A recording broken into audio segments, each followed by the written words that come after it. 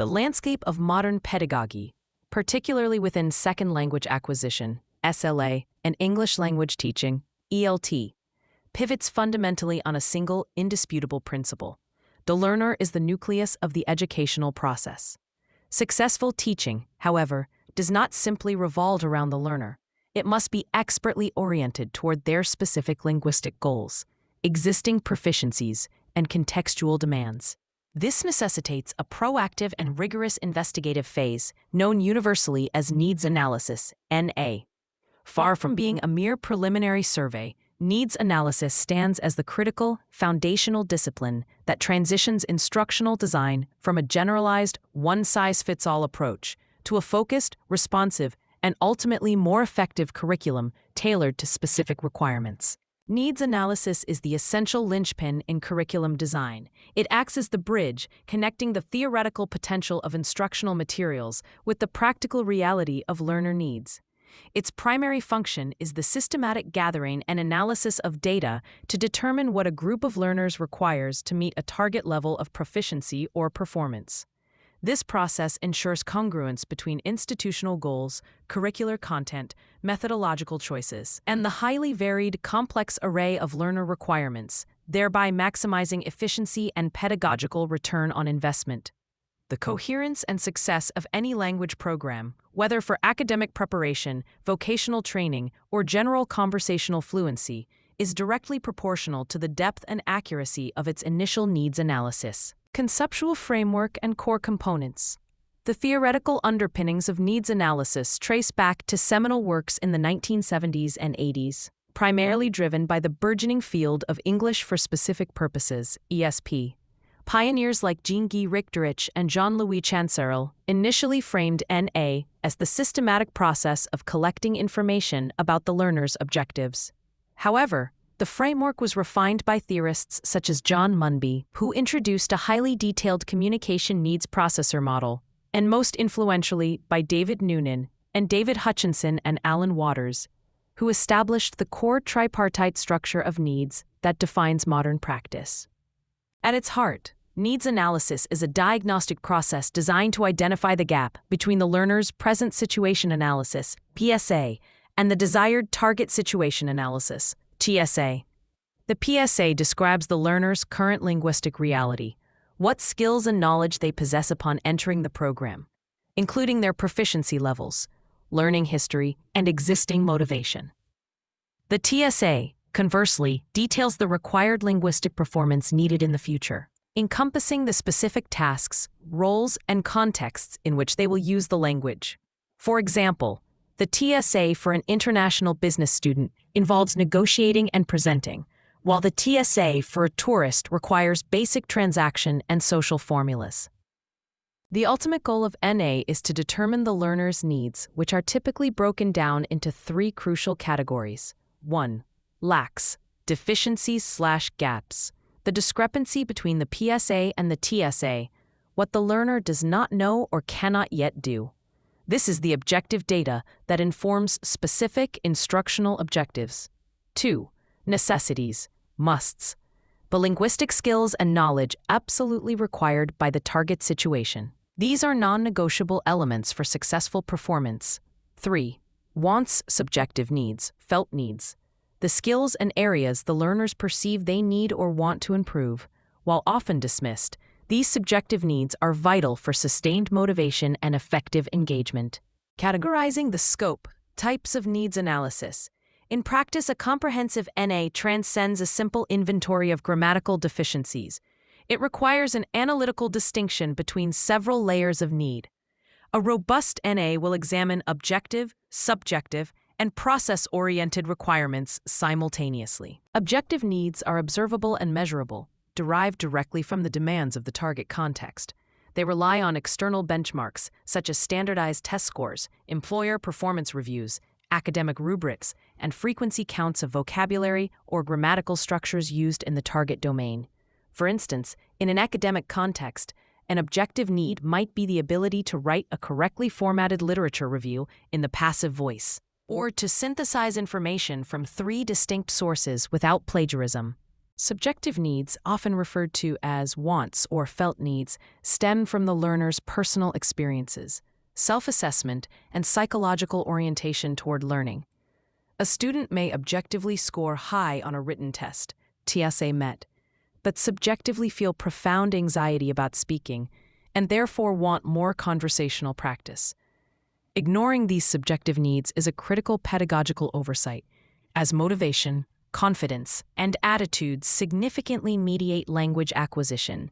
The effective linguist recognizes the need to manage and integrate these perceived needs, often using them as motivational tools, even if the objective lack is minimal. A third, equally vital category is means analysis, or process-oriented needs.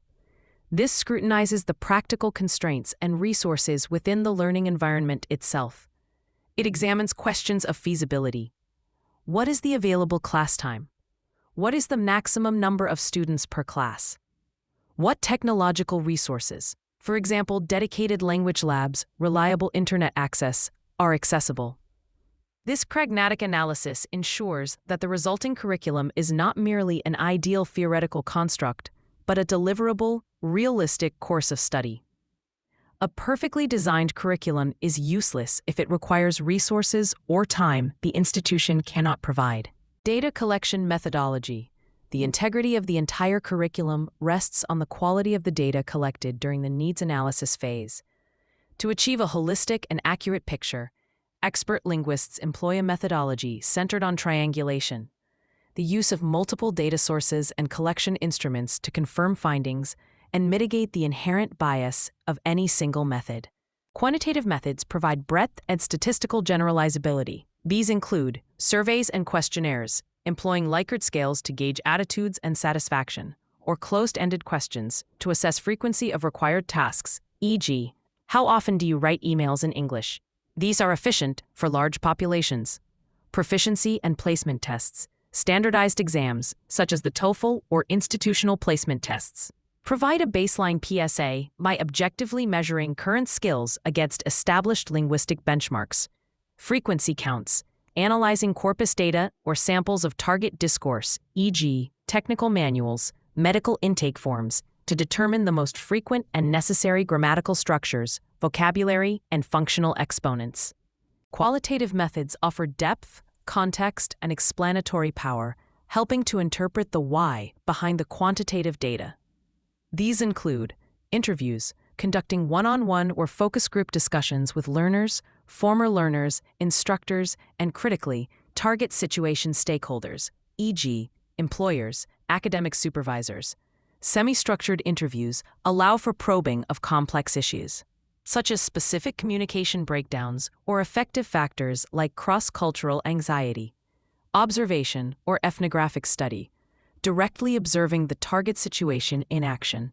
For ESP, this means watching engineers conduct meetings or medical staff interact with patients.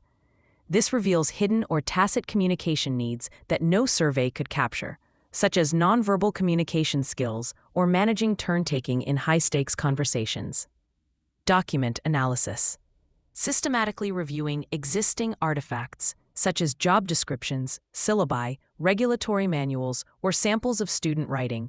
This provides verifiable evidence of the required genre, register, and format. By triangulating these methods, for example, confirming an identified need for presentation skills, found in job descriptions, and reinforced by interview feedback from employers, with a low average score on a mock presentation task, quantitative assessment. The curriculum developer can justify instructional objectives with high confidence. Practical application and linguistic specificity. The power of needs analysis becomes most apparent in specialized contexts, such as English for specific purposes, ESP. Consider a program designed for foreign nurses preparing to work in an American hospital. The linguist's role is not simply to teach grammar, but to engage in a high-level discourse and genre analysis. The TSA for this group is complex. It involves 1. Linguistic function, using modal verbs, for example, might, could, should, to express degrees of certainty when discussing patient prognosis. 2. Discourse, structuring a concise, professional handover report using the SBAR, situation, background, assessment, recommendation, framework. 3. Vocabulary.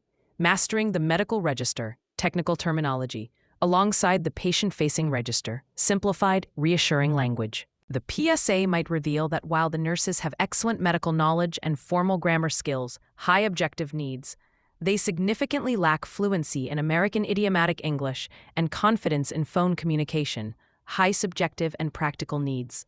The resulting curriculum, informed by this NA, will be dramatically different from a general English course. Instead of focusing heavily on literature or general conversation, the course will include simulated patient intake role-plays addressing the subjective fluency gap, dedicated modules on writing SBAR reports, addressing the necessity found in document analysis, listening activities focused on diverse American accents and emergency codes, addressing a key lack identified via observation. This level of specificity, derived through rigorous analysis of lacks, wants, and the target situation, transforms a general language class into a high-impact professional training program. While critical, needs analysis is not without its inherent challenges. The most common constraints are practical.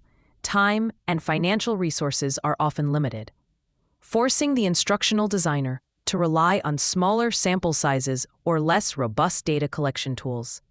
Furthermore, accessing the actual target situation, such as being allowed to observe a high-security professional environment, can be logistically difficult.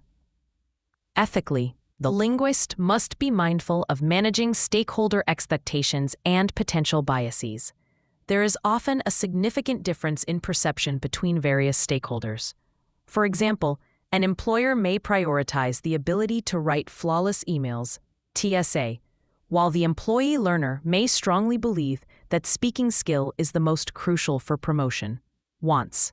The expert must transparently present the data and strategically reconcile these conflicting needs, ensuring the final curriculum maintains pedagogical integrity while also fostering learner buy-in. An ethical NA also carefully manages the data it collects, ensuring participant confidentiality and avoiding any interpretation that might unfairly prejudice or mislabel a group of learners. Needs analysis is not merely an optional preface to curriculum development. It is an indispensable, intellectually demanding prerequisite for effective language teaching. As the foundational discipline, it expertly charts the distance between the learner's current status, PSA, and their necessary future performance, TSA, while systematically defining the linguistic lacks, contextual necessities, and psychological wants that shape the educational journey. By employing a balanced, triangulated methodology, incorporating quantitative and qualitative measures, from surveys and proficiency tests to ethnographic observation and document analysis, NA yields the diagnostic data necessary to design a high-fidelity, high-impact learning experience. It is not a static procedure, but an iterative, ongoing process that facilitates the creation of a responsive, adaptive curriculum, ultimately empowering learners to achieve genuine linguistic competence in their specific target domain.